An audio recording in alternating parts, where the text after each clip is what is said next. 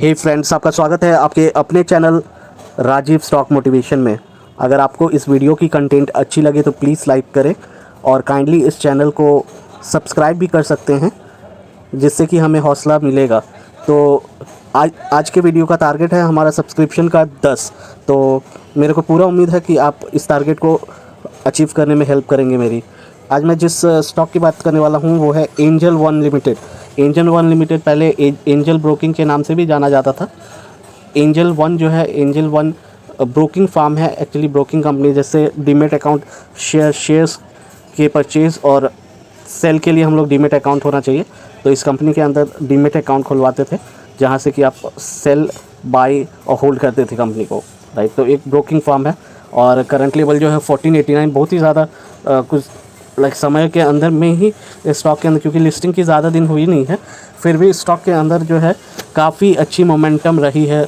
अभी कुछ दिनों से डिक्लाइन भी हुई है, अब भी दिख रही है।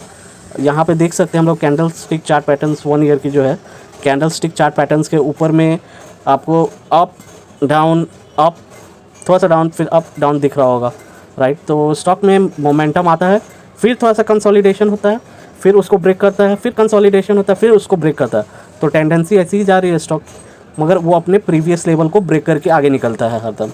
Angel One Limited is an India based full service retail brokerage company. Full service provide करती है, ब्रोकरेज कंपनी है फुल सर्विस की। The company is engage in the business of stock, currency, commodities, तीनों सेक्शन के अंदर काम करती है। Provide margin trading facilities, deposit services and distribution of mutual fund to its client. So mutual funds के अंदर, currency, commodities, stock के अंदर भी काम करती है। And it's a broking related services segments offers broking, advisory, third party product distribution, margin trade facilities and other fee based services. Its finance and investing activities segments is engaged in financing and investment activities. Its health and allied fitness activity segment is engaged in fitness, जो ये सारे benefits के अंदर फ़ायदा उठाती है। Fundamentals देखिए, company की फंडामेंटल्स तो शानदार है। मार्केट कैपिटलाइजेशन 12,555 करोड़ की है। पी रेशियो 18.56, तो काफ़ी अच्छी पी रेशियो पे मिल रही है अभी भी। इतना स्टॉक के अंदर मोमेंटम आ चुका है, फिर भी ये बहुत ही चीप पी रेशियो पे मिल रही है।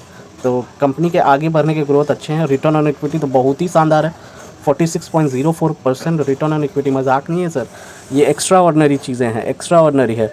इस टाइप की रिटर्न ऑन इक्विटी जो है बहुत ही कम देखने को मिलती है स्टॉक्स के अंदर। प्रोमोटर्स की होल्डिंग 43.83% है, जो कि अच्छी है।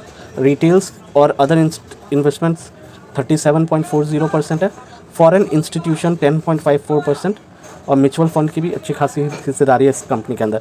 सो ऑल इन ऑल सारे प्लेयर्स इन्वॉल्व हैं, इवन म्यूचुअल फंड्स कंपनी भी इस कंपनी के अंदर निवेश करती है। तो रियली ये एक अच्छी कंपनी मानी जाती है। जो कि म्यूचुअल फंड्स अगर इन्वेस्ट करिए तो वहाँ पे देखिए जो भी एक्सपर्ट्स होते हैं वो खुद सोच समझ के ही कंपनी के अंदर इन्वेस्ट करते हैं। तो राइट, तो अगर किया है उन्होंने तो अच्छे कुछ पैरामीटर्स के ऊपर पकड़ा होगा कंपनी को, तभी इन्वेस्ट कर रहा है।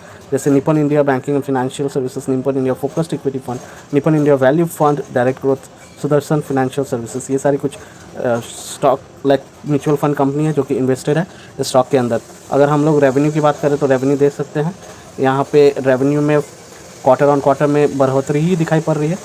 मार्च 2022 और जून 2022 में एकदम नेट टू नेट है, बराबर ही है एकदम। सो 671 और 670 एकदम बराबर है। तो कंपनी के रेवेन्यू के अंदर ठीक ठाक परफॉर्मेंस है, ठीक ठाक नहीं, अच्छी परफॉर्मेंस है रेवेन्यू के अंदर। और साथ ही साथ अगर हम लोग बात करें प्रॉफिट के अंदर, प्रॉफिट क्या है कंपनी की, तो प्रॉफिट देखिए, प्रॉफिट तो घटती बढ़ती रहती है क्वार्टर के अंदर, मगर अगर मैं बात करूँ जून 2021 से जून 2022 तक के क्वार्टर्स के नंबर्स, तो पहले से अच्छे ही रहे, पहले से अच्छी ही कर रही है कंपनी।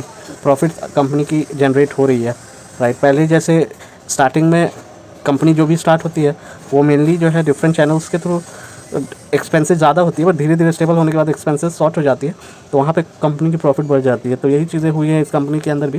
पहले जितनी कम आपको प्रॉफिट दिख रही थी, वैसे ही बढ़ते बढ़ते आज अच्छी खासी प्रॉफिट्स दिख रही है कंपनी के अंदर। जहाँ तक कि देखिए यहाँ पे नेटवर्थ भी कंपनी का इंक्रीज़ होता हुआ दिख रहा है। तो ये सारी चीज़ें थी। और कभी भी फिनेंशियल एडवाइज़र का सलाह लेकर ही आप अपने हिसाब से स्टॉक में निवेश करें, किसी भी स्टॉक में फिनेंशियल एडवाइज़र का सलाह लेके।